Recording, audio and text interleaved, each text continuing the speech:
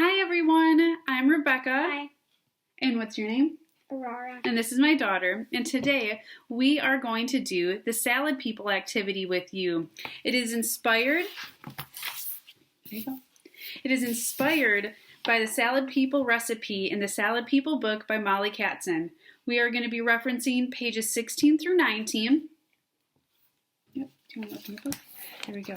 And I would like to note that all the Head Start and Early Head Start locations have this book on site. So if you have any questions or want to use it as a reference, it is there. Another important thing to note is that you do not have to put a picture of a person. So they recommend a person, but you can do a face. You can do just a plain design, and be creative, do whatever you think is best and whatever you think is going to be fun. So today, our version of it is going to be using spring food items. So what are the food items? Asparagus, spinach, beets. Not beets. Radishes. Radishes. She gets that mixed up sometimes. They're very similar. Radishes. Radishes. Peaches and peas. Yep. So you may be wondering, how do we have peaches in springtime? Well, we got a bushel in the summer last year. We got a bushel last year in the summer, and in the long run, that saves money when it comes down to the per pound of it. And we froze them and canned some, and then that way we can enjoy it in different ways all year long.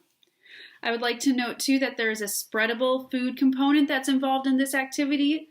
We decided to use hummus. I know the on-site locations will be using soy butter. And then for those at home, I recommend doing what's safe for you and your family. You know your sensitivities, you know your allergens. The ways that you can adapt this is by using cream cheese, sour cream, yogurt. You can use, what's some more? You could use jelly, peanut butter, or sunflower butter.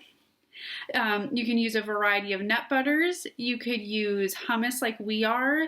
You could even use the soy butter. Pretty much anything that is spreadable. So with this activity link, you should have received a flyer about seasonal eating that will go through some versions of the activity based on the season. We have some quick references up top, and then for a complete Wisconsin list, see the links below, and then that will guide you to a full complete list of seasonal food. So the reason why we're talking about seasonality is that it's very important for sustainability. It helps us with local economies. We are able to support our local farmers by seasonal eating. We are able to have better tasting food. The quality is just so great when you have it when it's in season. There's also tons of nutrient benefits to eating a variety of foods that are in season. And for some added information on that, please see the flyer. There's a reference link for that also. And if you have questions about what sustainability is or are unsure about what that is, also see that reference link list, and then you can learn some more about sustainability and how that's so important for everybody. I would also like to note that when selecting food, this is the perfect time to introduce something new.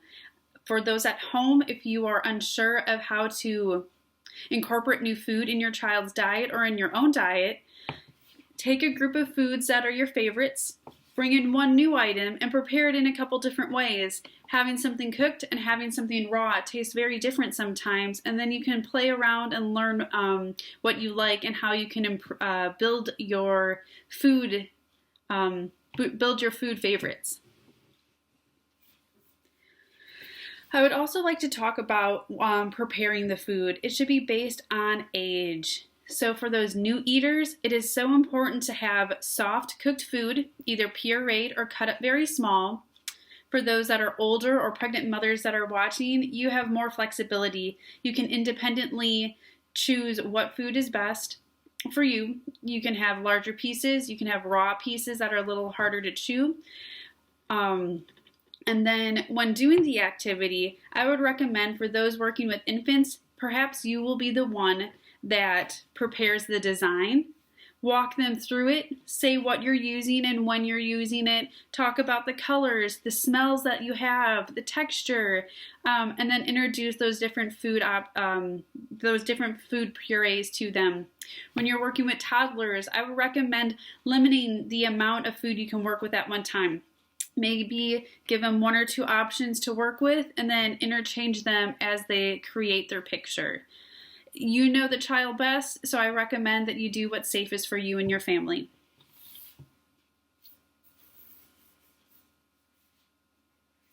So when we talk about preparing the food, I would like to point out today that we will have pureed options, we will have cooked options that are cut very small, and we will have raw options.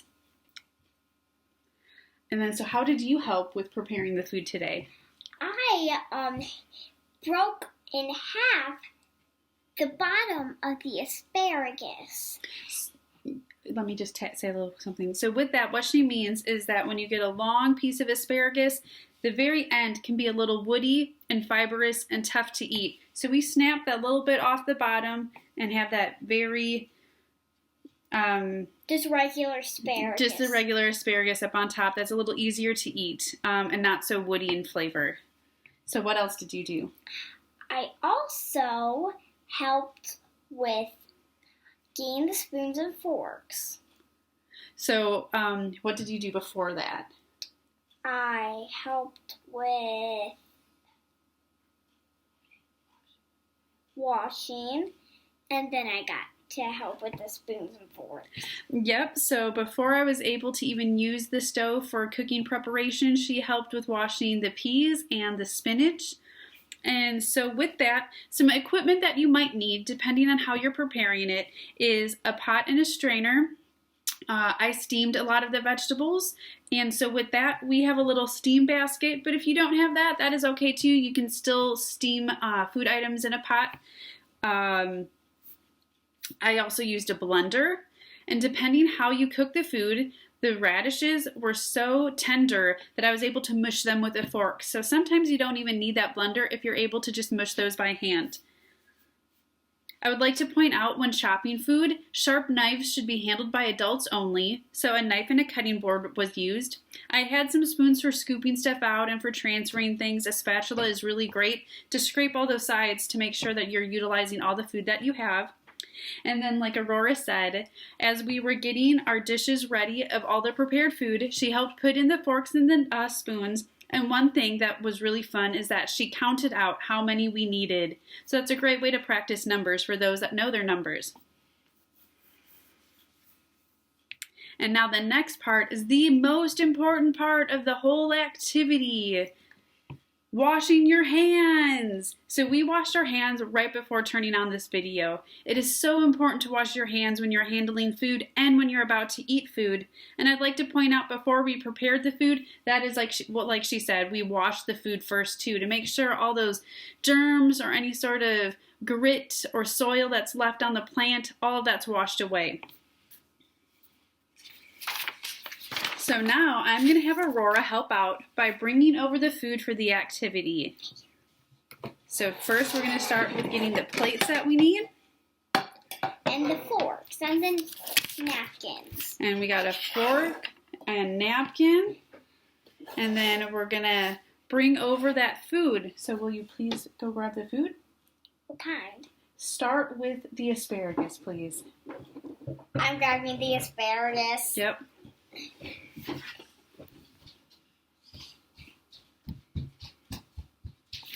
So I'm going to talk a little bit about ways that you can get children. Asparagus, all of it? Yep, just bring one over at a time, 1 or 2 depending on what is the size of it. So I would like to point out that when slicing food, there's sometimes kid-safe knives out there, but I would recommend having the adult handle that until they are older. Aurora just recently started practicing with knives, but she is 6 years old. So for the children involved in Head Start and early Head Start, I really recommend an adult taking charge and handling all the sharp knives. But what the child can do is help put the food in the dish, help put the spoon in the dish, and help bring the food over. So now why don't you grab the radishes next? So this is the asparagus that we have. here we have it in raw form. You can see that it's kind of harder. And I peeled off those ends. Here's the ends that she snapped off. It's crisper. You can see the top is kind of fuzzy like a tree. It makes me think of tall pine trees, kind of. And now if we compare that raw version to a cooked version, you can see that it's very flimsy now. It's a little more rubbery and bendy, not quite as crisp. And then we have the pureed version. Let's see. This here. Put the asparagus on. And the pureed version is very, very smooth and soft. Depending on your child's age, you can adjust the puree to that. You know, a finely chopped cooked one might, a finely chopped cooked one may work for you, you know, so it's based on the child's age. And the similar with the radishes. So here we have the raw form that I sliced up. You can see that rich, vibrant reddish color around it.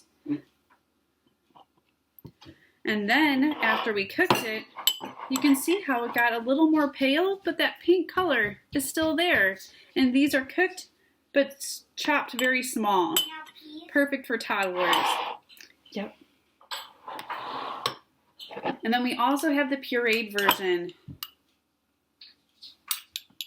which is much easier to handle for those that are very young. Now, I'd like to point out, you do not need to prepare this when you're, every version when you're doing this. You know, it should really be based on the participants involved. I wanted to do a little bit of everything just to give you an idea of what it looks like and what to expect. Next, we have our peas. So, you might see peas most often in the little circle, but here at home when we grow them, they're normally in a pod, and they're not the shelling type of peas. So we will have a snow pea, which is kind of thinner, longer, and flat. It almost looks like a little smile. Thank you. And then we have the sugar snap peas. So they're a little smaller, they're a little thicker, and their coloring seems a little darker. Thank you so much. Welcome, Mama. So we talked about the asparagus and we talked about the radishes. So again, we're going to compare these. Fresh is crisp, stiff. When it's cooked, it is wiggly like a wiggle worm. And when it's pureed, it is much, much smaller. And creamy. Yep, it's creamier, and you know, depending on the child, if you would like it to be smoother, cook it for longer to make it softer, and you can even add a little liquid to really make that a smooth puree. And then next is our spinach. So here we have the cooked pureed version, and it's a very vibrant dark green. And here we have the raw spinach. And the raw spinach. And now I am just in love with the size of these leaves. Look at that. That is almost as big as my face. Mostly, it's as big as mine. It is. It is. And so the texture of this, you can see that it's crunchy. And you can feel all the bits of the stem coming up. And it's almost like veins coming through it. And here we have the peaches. And then we do have peaches, yes. Pureed and creamy here. So we have a puree of the peaches here. And here we have raw. So, and then this is just our frozen peach. And so honestly, this was my first time freezing peaches. I've never done it before. So they have a little bit of a bite to it still, but they are softer than a raw peach that you get fresh off a tree. So this, I would say, you would not have to cook down in any way. The puree I did was just in the blender. They're already very soft on their own. And here we have the dip. Yes, and then we have the dip. So, Aurora is a fan of making sauces. And so today, we're going to have her experiment a little bit by adding some dried herbs. Now, I would recommend using fresh herbs when you can, but ours aren't ready yet. So we are using dried herbs today because it's springtime. And as the months go on in summertime, try to incorporate those fresh herbs. It adds such a burst of flavor to the food. Let me get a measuring spoon for you quick.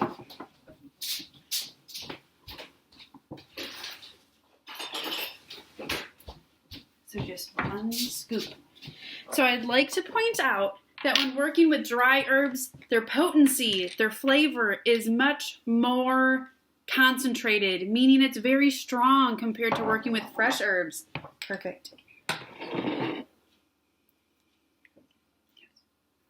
And we're going to have her mix that around while I talk a little more. So yeah, it's very important to know that difference between fresh and dry herbs and to plan accordingly. And I would just recommend that less is more. You can always add more to it and just taste it as you go. Today we have a variety of this herb here that is rosemary, fennel, thyme, basil, tarragon, dill, oregano, lavender, and marjoram. A lot of recipes I saw online for hummus uses oregano, basil, and parsley. You can use garlic.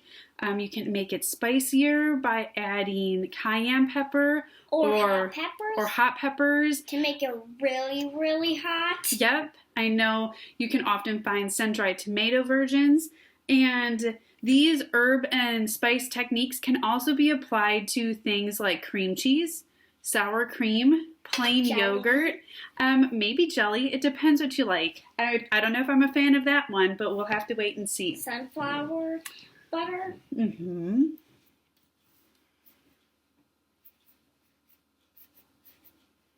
So now is our time to do the designing. So, like I said before, for infants and very small children, the adults can take the lead and kind of design for them, talking along the way and having them maybe taste this or smell that or touch that. For kids that are a little older, maybe doing one food at a time for them to work with, ask what they would like to work with first. And for children and adults who are participating, you can kind of take the lead and design your own thing. So we are going to get started on doing that. So what would you like to start with? I would like to start with the peach puree. Okay, so I guess the first question is, are you going to make a person or a face or a design? I am going to make a flower. A flower? A flower garden or just one flower? Just one flower. Okay, so she is going to make a flower today. What are you going to make? So I think I'm going to make a full person. But with mine, I'm going to keep the food on the softer side because I also have a son who's 1 year old, and I'm going to be serving my activity to him when we're all done. So you are going to use a little bit of all of it so then you can tell the kids how these food items taste differently. So I just did a tiny little dot of peach puree. That's the middle of the flower. I'm going to turn my plate a little bit because I accidentally got a little bit on the side, so that was a little hard for me, so I'm just doing that. What should I do for the stem? I was thinking to do for the stem raw asparagus. See how it's kind of straight like? I could use that easy peasy. So I'm going to go like that. What should I use for the petals? Radishes. So, for my here, I am going to use a little bit of the dip to glue this down to the plate. Here, I'm actually going to stick it to the middle. Mm-hmm. So I would like to point out what the peas, I opened mine up, the soft cooked one, so we can get these little ones out, and I'm going to use that for some little eyes on the person that I'm making and a little nose. What do you think, Mama? You're doing so great so far. These are the petals. there's one more. I saved about 3 for you. Oh, thank you so much. So I'm going to sneak one under that asparagus. So you're going to see that I did this. I need leaves still. So I'm going to grab peas. See how they're kind of straight like? Those will totally work for my leaves. I can sneak them under the asparagus and stuff. That'll be fun. So this is going to be a fun flower. It's going to be pretty. So I did 4 leaves. You could do as many leaves as you want. Here we go. I'm going to do one little sprout plant with this. Spinach. And what's nice is when you're working with leafy greens, you don't even need a knife. Children can rip it up to the size that they need. It's very easy to tear and work with. See how I'm tearing the stem off? Because we don't need the stem yet. And I'm tearing this in half. There. This is the perfect size I need to be right next to my flower. For a little sprout-like thing. Here, I'm actually going to do it smaller. That is better. Mm-hmm. Now that looks like a sprout. I'm going to use a tiny bit of this dip on this. Oops, that leaf came Flying off. Silly leaf. so silly. So I'm going to put that little piece of spinach on there. I think I might rip a tiny piece of pea to be a flower bud that's going to come up. So I'm going to boop that in there, a smidge like that. And I'm going to glue it to the leaf. I'm all done. This is the perfect flower. I love it. What do you think, Mom? Great job. For the finishing touch. It is a springtime flower using some springtime food. Yes. Do you think I should make something else? So instead of making something else, we're going to sample some of this stuff to kind of teach them about the flavors and how things change. Actually, I want to make the sun. See, I just added a sun to mine too. Okay, can I? Yep, go right ahead. Thank you. So I'm going to share my creation with you. Who is that? I'm not sure who it is. I'm going to think about the name still. So we have a sunshine, shining and keeping them warm. Like today, whoa, I got to play the sprinkler. And so the face, I used the herb hummus. For the eyes and the nose, and it's a little hard to see, the eyes and the nose, I used the peas. I have spinach puree for some hair. I have radish puree for the mouth. I used a little bit of asparagus puree and a little bit of pea puree for the body. We have cooked asparagus for the arms and legs. And then I added little asparagus cooked pieces for the hands. And then I made sure to use... Those are radish. What? Radish. What did I say? You said asparagus. Asparagus. It's not asparagus. It's radish. I'm sorry. So I used little pieces of the radish puree for the hands. And then, to make it fun with the feet, I made sure to use this top part of the asparagus where it's kind of fuzzy like a tree. So then it's like they're wearing fuzzy slippers. What do you think of my flower? I think you're doing great. Because it could be a freckly flower. Yes. It's actually going to be thorns everywhere. But I don't have anything else for thorns. So I'm just going to work with what I have. So I have peach puree. And I am going to try to make speckly, pokey That's what I'm doing. Boop. Boop, boop, boop. So then I would like to add that I encourage the adults involved in this activity to taste and participate with the children. It's always encouraging to see other people partake in consuming the food. I'm not going to do those speckly flowers. I'm That's just okay. going to do this. See how I'm spraying it? Mm-hmm. I'm going to do that because then it looks funner. Then the speckles, it'll look weird.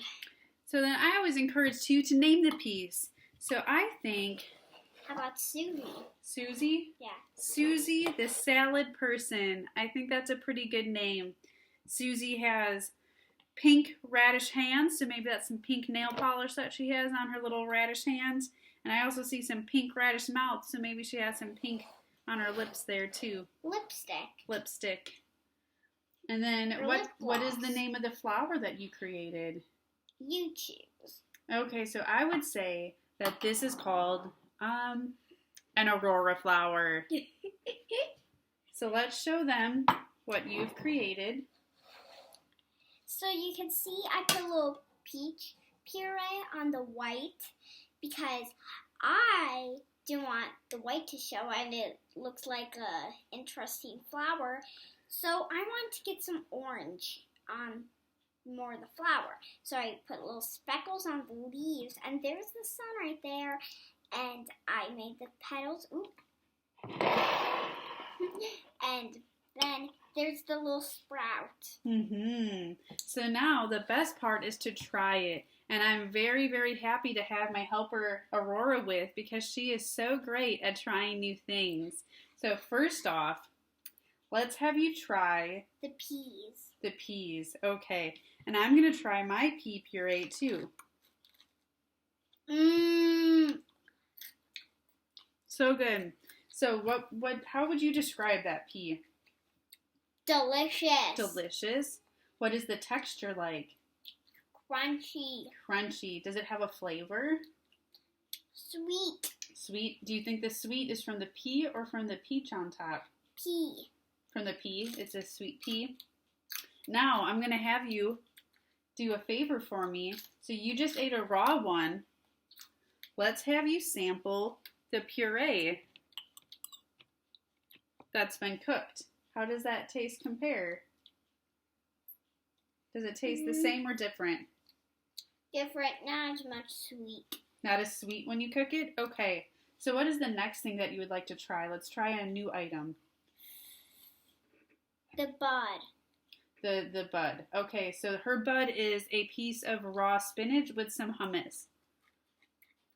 And a piece of pea on top. And a little piece of pea on top. So then, with that spinach, what do you notice with the flavor? Crunch and very chewy at the end. Chewy, crunchy, and then chewy. And then what about the flavor of the hummus? It is a little. I think we should grab it to a measuring spoon next time. Is it too herby? Yeah. So that's one thing that we learned, that even though we used a small spoon, it was still a little too much herbs. And that's okay, because that's how you learn about what you like. Hang on, please. So I would like you, so she just had the raw spinach. Now I would like you to sample the cooked spinach. And let me know how that changes in flavor. Not the same? I do not like it. What about the texture of it? Gooey. Like slime. It is. It has a very different texture than a raw piece does. It has a very smushy texture compared to the crisp leaf of the spinach. I next want to try the asparagus. Okay, asparagus next. So she likes the asparagus. What do you like about it? I like the crunch and the peach puree on Yep. it. So it's fun to put some peach puree on food, we've come to realize. And then, so since you tried a raw asparagus, let's have you also try a cooked one. Let me know how this how that changes. Is it similar or different? A little gooier. It's gooier. Is the flavor the same? No. It takes away a little bit of the crunch, and the flavor's a little not earthy. So it's earthier when it's raw? Yeah. Dip it in the peach puree. Dip it in your sun. Mom, dip it in your sun. It's really good. So she's right. When you eat a raw asparagus, it's earthy. It's earthy. You can kind of taste that green flavor to it. And then after you cook it, it's kind of more mild. So when thinking about what you want to use with your food, if you want a more mild flavor and you're working with older children, you can keep those cooked ones still pretty long, and they're softer, and it just takes away a bit of that green flavor to it. And I enjoy the green flavor, but not everybody does it. It takes a lot of time to practice what foods you like. What did you try next? That. The peach puree. Okay, so how did that taste to you? I was just snacking on it. Snacking? Was it sweet or sour or sweet? And now let's have you eat a piece that has not been pureed and see how that... You want to do the radish? Okay, yeah. Yep, go ahead. I was meaning to do the radish, but I was waiting by eating a little on my son. Not for you? Mm-mm. And that's okay. So a lot of times, children might not like, or participants, there are also adults who are participating, you might not like the flavor, and that's okay. We all like different things. And one of my favorite things to say is you just don't like it yet. There are different ways to explore foods and different ways to prepare foods, and all of that changes the flavor and the taste that you have. So now, what is it about that radish that you don't like when it's raw? I don't like because it has a little tang. Yeah, it's zippy. So I'm going to ask you to now try a cooked radish, though. Okay. And I think it's going to be exciting. Mm-mm. Now, is that tang still there, though? A little bit. A little bit, but is it at the same or different? The crunch is gone, and I like that, but I don't like the tang. The tang, yeah. So I still don't like So that. I'm going to try one also, and we'll see here. It might be different to what it was. So the crunch is gone. It's a smooth piece of food that still has a little bite to it. And then I'm going to compare that to a raw one. It is zippier. So that's one thing I like to add. When it comes to radishes, they are not as spicy after you cook them. You might still taste a little bit of that flavor, but it's easy to include that with something else, and then you don't taste it quite as strongly. So how she put this peach puree on it, I'm interested to see if that changes the flavor a bit. Mm-mm. Very interesting. Yep, I can taste the peach on it, and that sweet flavor kind of takes away from that zip a bit. I still taste a little zip. Okay, so is there any food that you haven't tried yet? I think we tried them all. Right, so when I encourage you to try everything at least once, you know, play around with it a little bit, and you'll never know. The more you practice, the more you might like it, and the more ways you try to prepare it, you might find a way that's really works well for you.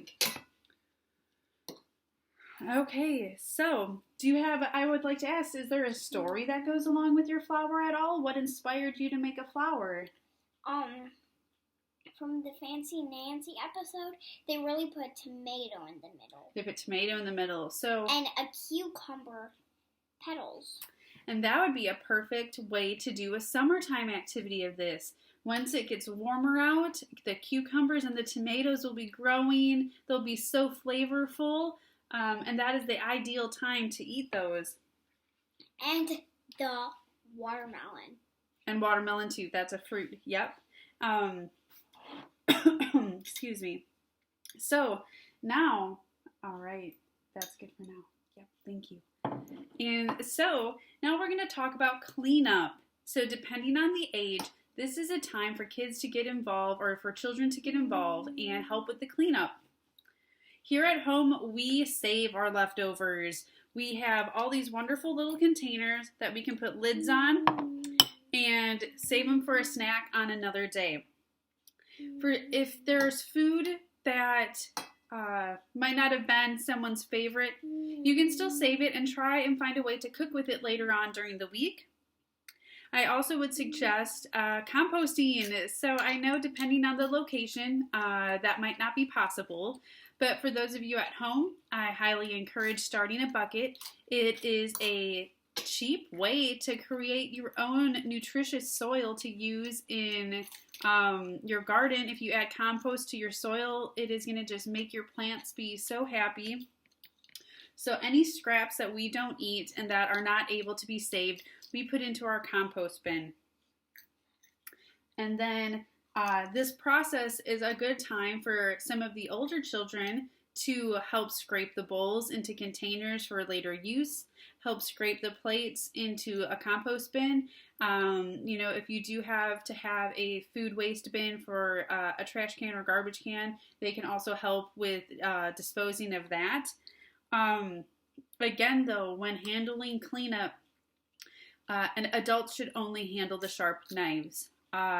Here at home, we allow Aurora to help with dishes sometimes, and so she's familiar with washing and scrubbing the dishes and rinsing them off. So that's a great way to get kids involved and exercise their sense of touch, feeling this warm soapy water or cool water with rinsing, the different textures related to the rags and with the drying towels.